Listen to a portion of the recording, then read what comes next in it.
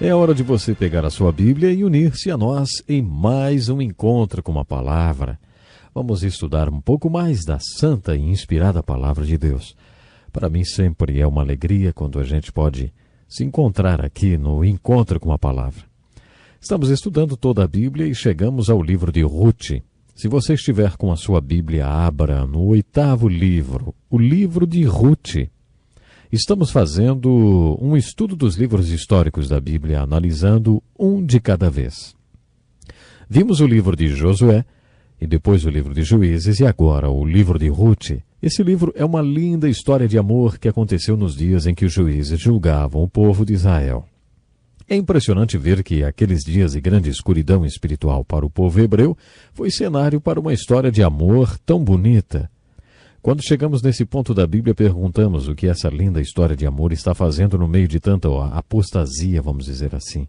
Tanta apostasia e decadência que são descritas no livro de Juízes. Ou ainda, o que uma linda história de amor está fazendo no meio da Bíblia? A resposta é que o livro de Ruth é muito mais do que uma história de amor. Os 3 primeiros livros históricos da Bíblia são chamados de livros históricos alegóricos. Os 6 livros seguintes, de Samuel até Crônicas, são chamados de livros históricos literários do reino. Os 3 últimos livros históricos, Esdras, Neemias e Esther, são chamados livros históricos pós-cativeiro. Portanto, Ruth é o 3º dos livros históricos alegóricos. O livro de Josué é um livro histórico, mas também é uma importante alegoria da vida cristã. Assim como os filhos de Israel entraram na terra prometida e a conquistaram, nós entramos na terra prometida da vida, experiência e bênçãos cristãs. O livro de Josué se constitui uma alegoria da apostasia e do renascimento. Depois que você entra na terra prometida da experiência cristã e coloca Deus em primeiro lugar na sua vida e passa a servi-lo, e ele abençoa você, está garantido que você não cairá mais dessa posição de graça. Será? Bom, de maneira alegórica, o livro de Josué nos diz que podemos cair. Nós dizemos que a palavra apostasia significa afastar-se da posição que antes ocupava. No final do livro de Josué, os filhos de Israel tomaram uma posição. Eles disseram, serviremos ao Senhor. Quando Josué tomou posição, eu e a minha casa serviremos ao Senhor, o povo disse, nós também serviremos ao Senhor. No entanto, no livro de Juízes, eles saíram dessa posição. Isso é apostasia. Esse livro é uma importante alegoria que nos diz que nós também podemos cometer o mesmo erro. Portanto, precisamos de um contínuo reavivamento. Temos essa necessidade de reavivamento. Essa verdade é apresentada de maneira alegórica no livro de Juízes. O livro de Ruth é um livro histórico e também uma linda alegoria e uma história de amor. As Escrituras nos apresentam nossa salvação e nosso relacionamento com o Senhor Jesus Cristo como um relacionamento de amor. Quando estamos comprometidos com Jesus, Ele é o noivo e nós, a igreja, a sua noiva. Aí começamos a ver essa alegoria quando chegamos ao livro de Ruth. Esse livro é um romance de redenção e será uma importante ilustração de uma bonita palavra da Bíblia, a palavra redenção. Quando iniciamos esse curso, dissemos que o propósito da Bíblia não é ser uma história da civilização ou uma fonte de pesquisa sobre a criação e a origem de todas as coisas. O propósito da Bíblia é nos fazer conhecer a história de redenção e o contexto histórico no qual o Redentor, por meio de quem recebemos a redenção, veio. O livro de Ruth é uma ilustração dessa redenção ou remissão. Sua mensagem é a ilustração da mensagem mais importante das Escrituras. Essa mensagem é apresentada na figura de um romance. Se você gosta de histórias bonitas da literatura, tenho certeza que apreciará o valor literário dessa história. Toda boa história começa com as respostas às perguntas quem, quando, onde e o que. Essas perguntas são respondidas nos primeiros versículos do livro de Ruth. O livro começa com a descrição do seguinte cenário. Nos dias em que os reis julgavam, havia fome na terra. Um certo homem de Belém de Judá foi habitar no país de Moabe, ele, sua esposa e seus 2 filhos. O nome desse homem era Elimeleque, e o de sua esposa Noemi, e o de seus filhos Malom e Quilion, efrateus de Belém de Judá. Foram para Moabe e ficaram ali. Elimeleque, marido de Noemi, morreu e ela ficou com os seus 2 filhos. Eles então se casaram com mulheres moabitas. O nome de uma era Orfa e de outra Rute, e todos moraram naquele lugar por uns 10 anos. Então Malom e Quilion também morreram, e sobrou uma mulher sem o seu marido e sem seus 2 filhos. Nesses 5 primeiros versículos temos as respostas àquelas perguntas básicas. Primeira, quando? A história aconteceu nos dias em que os juízes julgavam. Se você leu com a gente todo o livro de Juízes, sabe o que isso quer dizer. A próxima pergunta, onde tudo aconteceu? Em 2 lugares, Belém de Judá e Moabe. E quem são os personagens dessa história? Havia um homem chamado Elimeleque. Seu nome quer dizer, meu Deus é o meu rei. Talvez isso fosse o que os seus pais desejaram para ele, ou expressasse o tipo de pessoa que queriam que ele fosse. O nome de sua mulher era Noemi, que significa contente. Eles tiveram 2 filhos, Malom e Quilion. Em hebraico, esses nomes significam doente e fraco. Aparentemente, eles não eram muito saudáveis, nem fortes. Havia fome. Essa é a resposta para a pergunta, o quê?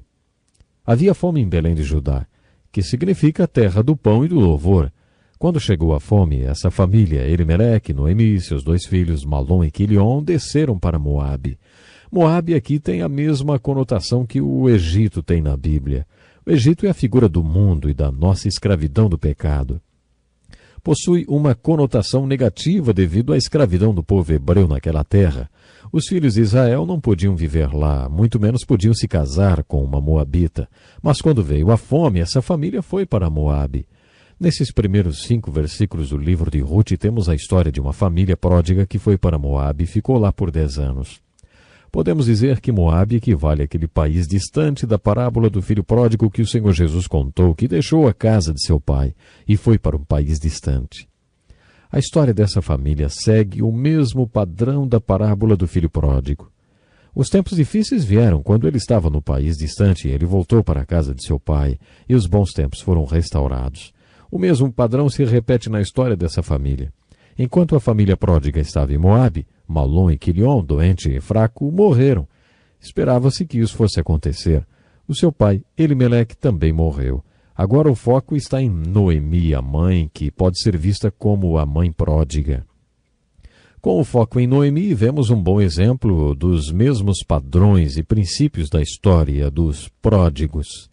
Foi quando Noemi estava no distante país de Moabe que as coisas ficaram ruins. Ela perdeu seu marido e seus 2 filhos.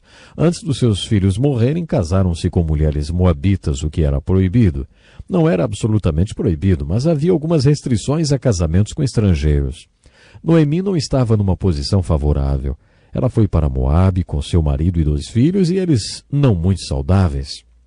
E agora ela não tinha nem marido nem filhos, mas tinha 2 noras moabitas. Vemos tudo isso nos 5 primeiros versículos do livro. A história continua no versículo 6. Então ela se levantou com as suas noras para voltar do país de Moabe, porque nessa terra ouviu que o Senhor tinha ajudado seu povo dando-lhe o alimento. Isso quase sempre acontece aos pródigos. Enquanto eles estão nos chiqueiros do mundo ou em algum país distante, ouvem falar como as coisas melhoraram na casa de seus pais. Isso também aconteceu com o filho pródigo. No versículo 7 nós lemos o seguinte: pelo que saiu do lugar em que estava, e as suas 2 noras com ela, indo elas caminhando para voltarem à terra de Judá. Vemos aqui o retorno da pródiga. Noemi estava determinada a voltar à terra do pão e do louvor. Ela se volta para suas noras e diz: o Senhor use convosco de benevolência como fizeste com os falecidos. Referindo-se a seu marido e aos seus 2 filhos, e comigo, ela quis dizer, eu estou voltando para Belém, mas vocês não têm que vir comigo. No versículo 9 ela diz: o Senhor vos dê que acheis descanso cada uma em casa de outro marido. Naquele tempo, o casamento era considerado um descanso para as mulheres. Quando a mulher se casava, entrava numa espécie de descanso. Alguns de vocês podem achar isso muito interessante. Vocês podem até pensar: bom, eu não tenho tido 1 minuto de descanso desde que me casei. Ou, para mim, casamento não é descanso. Mas essa era a visão daquele tempo, e Noemi queria que suas noras encontrassem descanso casando-se novamente. O texto continua. Ela as beijou e elas levantaram a voz e choraram. As mulheres já choram muito e essas 3 choraram bastante mesmo. Elas disseram, certamente voltaremos contigo para o teu povo. Ao que Noemi respondeu, voltai, minhas filhas, por que irias comigo? Tenho ainda eu no ventre mais filhos, para que vos sejam por maridos? Voltai, minhas filhas, ide-vos embora, eu sou velha demais para ter marido. O que Noemi afirma no versículo 13 mostra como ela encarou tudo o que passou.